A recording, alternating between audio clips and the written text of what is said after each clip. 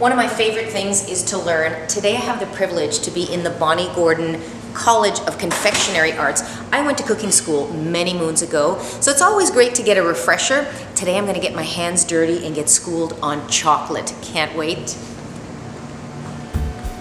So today I'm going to show you tempering it or pre-crystallizing chocolate. So making chocolate decorations. We'll get a little bit messy with that.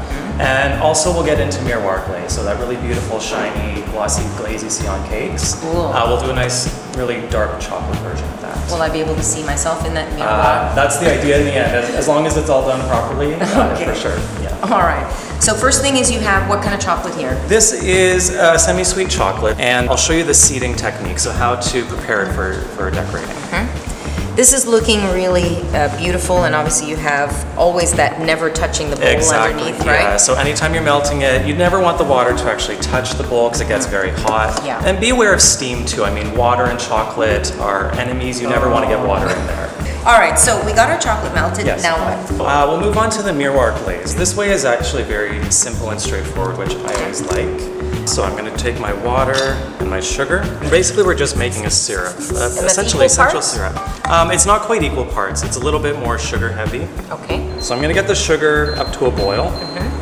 And we'll also scrape in the glucose. Actually, do you mind scraping that in for me? I'll do that. So just if you're ever measuring glucose, I mean, you can clearly see I always call it the stickiest substance known to humans. It's really messy to work with.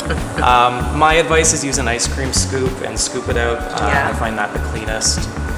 Otherwise, you can also use water and wet your hands, but that gets a little messy. Yeah, that's cool.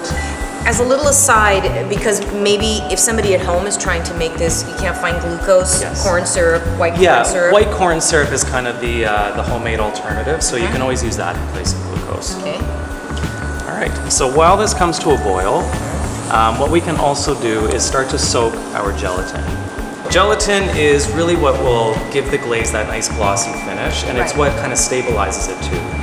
Okay, so how many leaves do we want? So we have 12 leaves here, quite a bit going into it. So what we always have to do with gelatin first is bloom it, or otherwise soaking it first in cold water. Okay, so are we doing it here? Yeah, so we can grab the water there.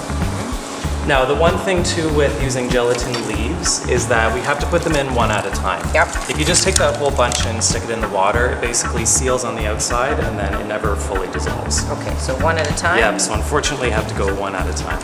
The leaves I love, first of all, you don't have to measure the water, which is the issue with powdered gelatin. These ones are about 2 grams per sheet. Okay, I love using these, and certainly if you can find them, and some grocery stores are now carrying them. It is becoming more widely available. That has been the issue with them in the past. They were more of a kind of a professional ingredient, so to speak.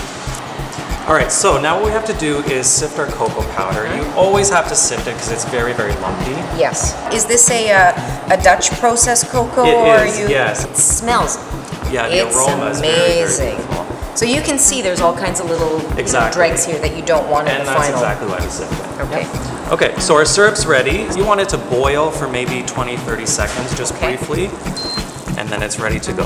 Cocoa? All right, yeah, so right into the cocoa. Now we don't want to add all the syrup at once because what that will do is create lumps. So I find working with cocoa powder, you just do it gradually. So you're making almost a thicker paste at the beginning. Yes. And then adding more syrup to thin it out. And this way you just don't get big clumps of cocoa powder. Right. That is crazy, it's almost black. All right, so we'll screw. If you're a chocoholic, you will not be able to resist this. So intense, right in my nostrils. That is amazing. Okay, so now we just have to add the gelatin. So you can just grab a handful of the gelatin, squeeze out all the water, and that's, to be honest, my favorite part of the whole thing. And then it goes in there? Yep, and the gelatin goes right in here. Okay. The heat of your hands eventually will melt it. Okay. But just, My hands are ice cold right now, all right, so there's no chance. All right. So all of those going in. And gelatin melts very easily, so just a really brief whisk, and then it's all set to go.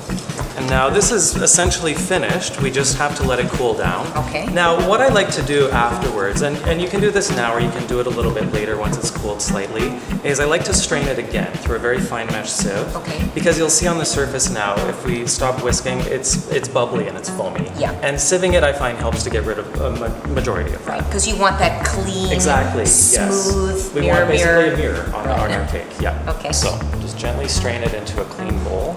And the finer the sieve, the better, because that just helps to get rid of all of those bubbles.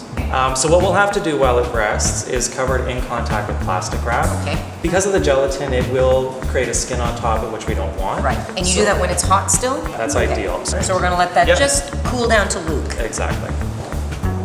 You're really just going by the visual look of it. You're going by the feel of it, right? You can feel the chocolate kind of thickening up as it goes. Okay. And that's how I temper my chocolate. I don't worry too much about exact temperatures. Okay. The way that I'm gonna show us how to temper is the seeding technique. And I think this is the most approachable for doing it at home. Seeding essentially means that we've melted our chocolate. This is the same chocolate we've melted, only this is in its unmelted state, obviously. Right.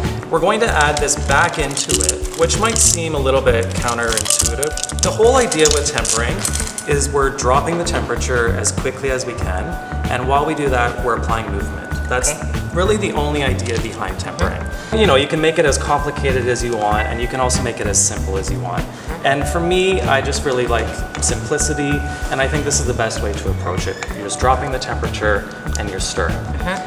And the key here is obviously just to, when you're doing the seeding, is just add a little bit of chocolate. You don't want to drop that whole amount in because it's not going to melt. Exactly. Yeah, you can feel it thickening. And that's really the key indication, is that your chocolate is thicker than when you initially started. Right. Time is the third kind of factor we're trying to control. So before you test it, you want to leave it 1 minute undisturbed, and then come back to it and then give it a test. So always stir it again before testing it. The one thing that, if there's anything that I've learned in my life with chocolate, is patience. Patience is definitely key.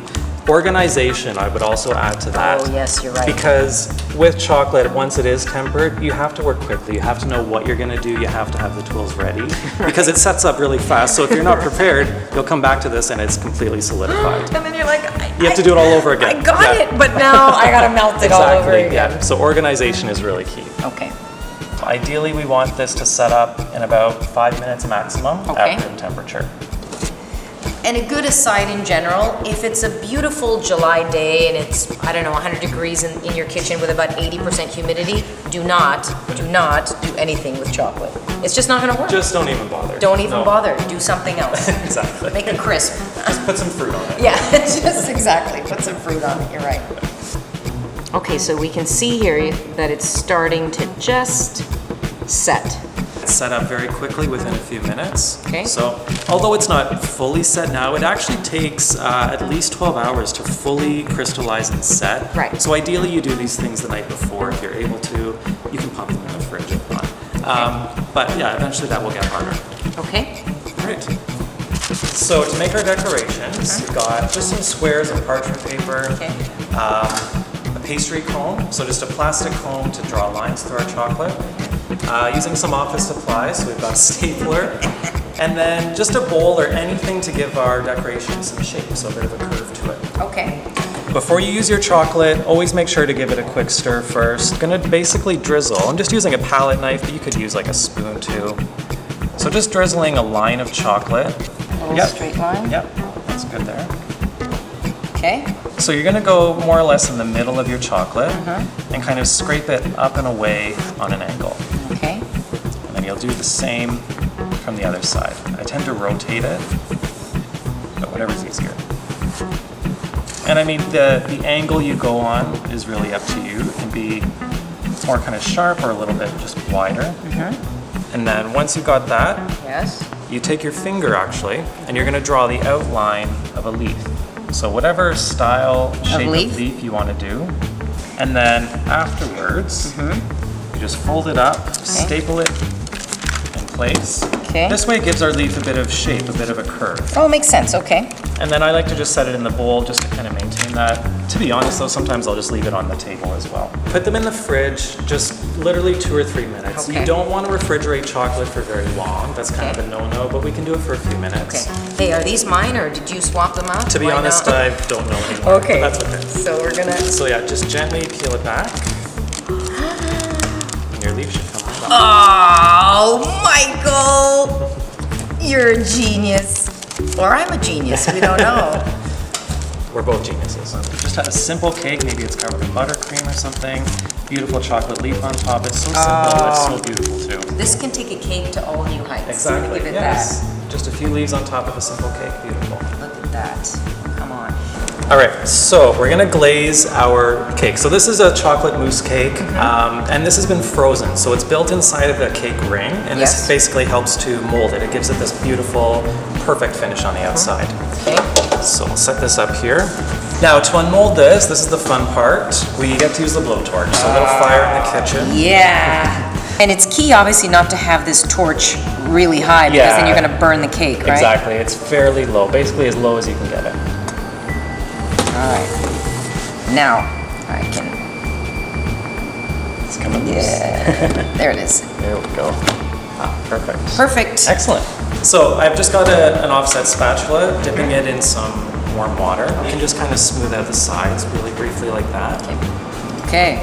All right, so now we can glaze. So it's cooled down enough. You're basically looking for it to be kind of in between room temperature and body temperature. Okay. But also, again, go more by texture. It should have this nice fluid texture to it.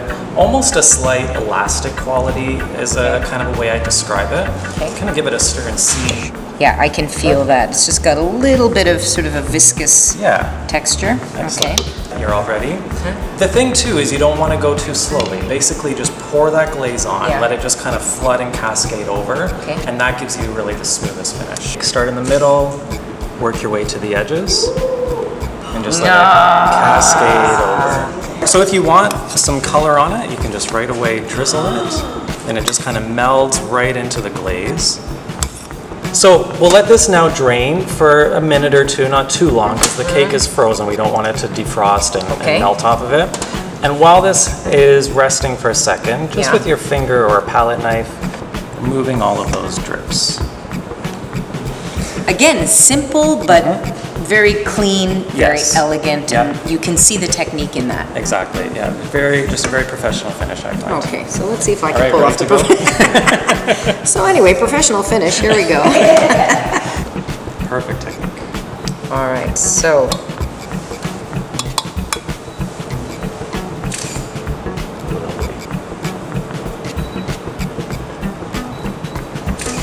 Oh, don't get ugly.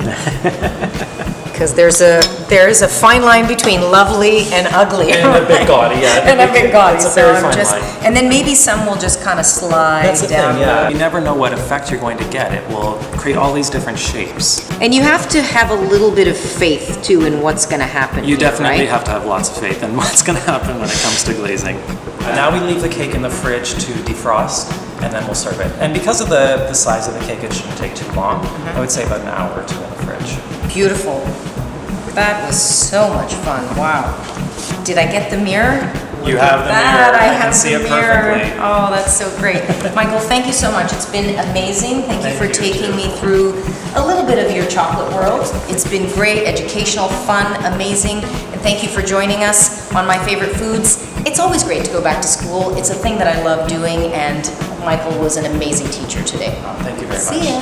Thank you so You're much. welcome.